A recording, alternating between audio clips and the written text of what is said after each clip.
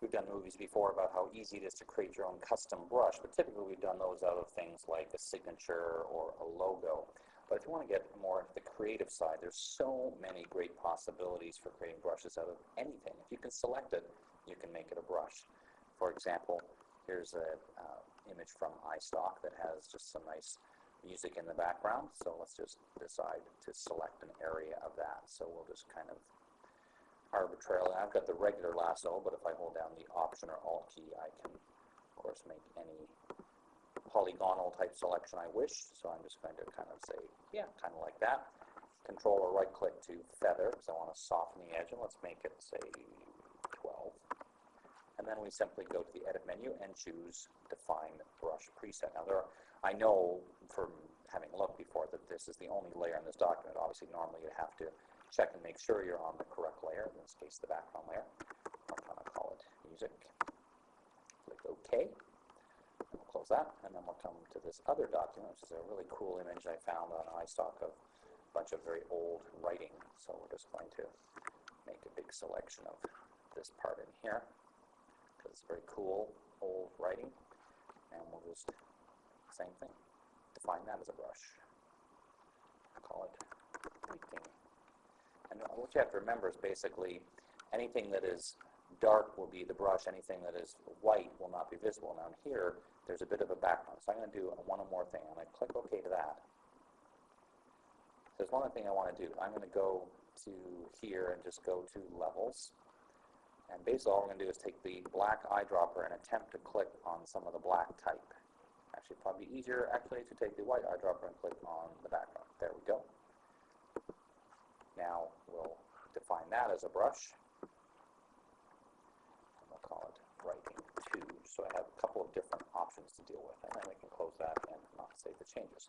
So back in our main image now, we're going to create a new layer so we can start to put some of these brushes on here. And let's just initially create a white brush. We'll go to our brush, go to the bottom of the layers palette. There's our music brush we created previously, set to that full size, but like any brush, obviously that's way too big, so now we can shrink the size down considerably. That's too small.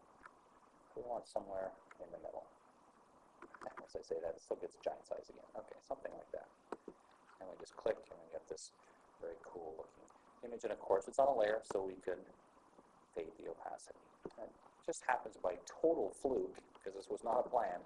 See how the angle of the brush just happens to kind of match the angle background. That was lucky, but hey, you know, that's happens sometimes when you're playing around with things. These things just sometimes happen. So let's check out our other brush. We'll hide this for a moment and go and see what our brush with the writing looks like. So back to our brush tool and find the first one that looks like the writing. And now it's again very, very big, but I'm going to shrink it down just a little bit. But this is the beauty of starting with something that's too big, is of course you can always shrink it down. So let's do it this way, it'll be a little quicker. I could either make a little paragraph of text very small like this, click.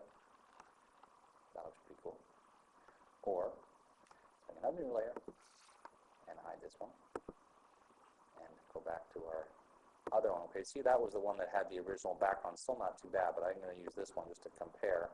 Oops, I want to go back here. And it's still very, very big, so it's going to be more than I need, but that's not the end. I can also go and let's pull in this brushes palette. This is the big brushes palette that has all sorts of other controls, so I can even do things like start to put this on an angle if I want, so it doesn't have to be straight. I could even try to distort a little bit. Let's see what that looks like. Something, I'll just click somewhere here. That. Now one of the things you want to do very quickly is switch it away from the brush tool, so it's very distracting obviously to have giant size brush.